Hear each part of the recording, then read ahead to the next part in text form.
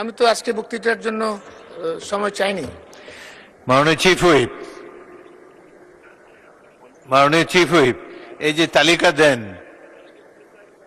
প্রথমে ছাপানো, তারপরে হাতে লেখা, কিন্তু বক্তা তো পাওয়া যায় না। মাননীয় স্পিকার, আমাদের মাননীয় সদস্যবৃন্দ সবাই আজকে যাদের তালিকা দিয়েছি তাদের সকলের সাথে কম বেশি কথা হয়েছে এবং আমার মাননীয় হুইপবৃন্দ সবার সাথে কথা বলেছেন, কথা বলেই তালিকা দেওয়া হয়েছে এবং তারা সবাই ওয়েল অ্যাওয়ার। কিন্তু একটা সমস্যা হচ্ছে কি মাননীয় স্পিকার, আজকে মাননীয় প্রধানমন্ত্রীও সংসদে উপস্থিত নেই। মাননীয় প্রধানমন্ত্রী সংসদের প্রাণ, অ্যাকচুয়ালি উনি থাকলে সবাই তার বক্তব্য শোনাতে চায়, এই জন্য আমরা অনেক বক্তাই পাই না। তবে বাবর সাহেবের সাথে আমার মনে হয় মাননীয় হুইপ আমাদের নুরুদ্দিন সাহেব কথা বলেছেন, তারপর তার নামটা দেওয়া হয়েছে এবং কথা বলেই নামটা দিয়েছি।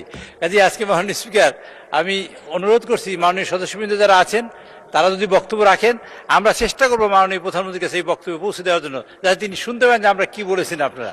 ধন্যবাদ মাননীয় স্পিকার।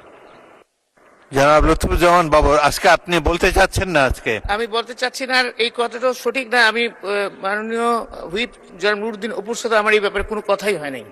আচ্ছা, ঠিক আছে, আপনি বসুন, আপনাকে পরবর্তীকালে সুযোগ দেওয়া হবে।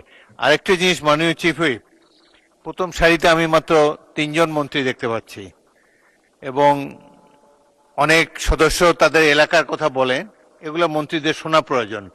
আপনি আমাদের পক্ষ থেকে মন্ত্রীদেরকে অনুরোধ করবেন তারা যেন সংসদে এসে মাননীয় সদস্যদের কথাবার্তা শোনেন।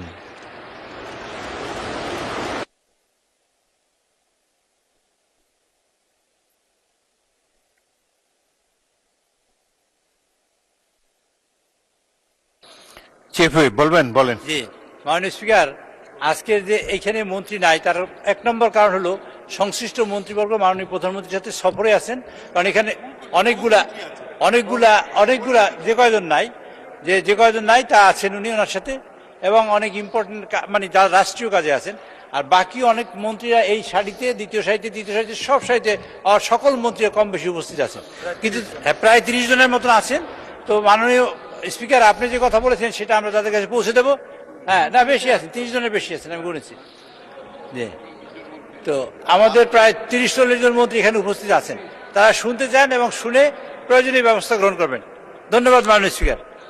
অধিকাংশই স্বাস্থ্যমন্ত্রী, যোগাযোগ মন্ত্রী এদের কথা বলে আর কি, তাদের রাস্তাঘাট বা হাসপাতালগুলোর বেহাল অবস্থা। যাই হোক, সংসদের সবচাইতে গুরুত্বপূর্ণ বিষয় হলো সংসদ অধিবেশনে অ্যাটেন্ড করা, এর চাইতে গুরুত্বপূর্ণ কিছু নাই। ধন্যবাদ। মাননীয় সদস্য মঞ্জুরুল করিম রনি, গাজীপুর 2।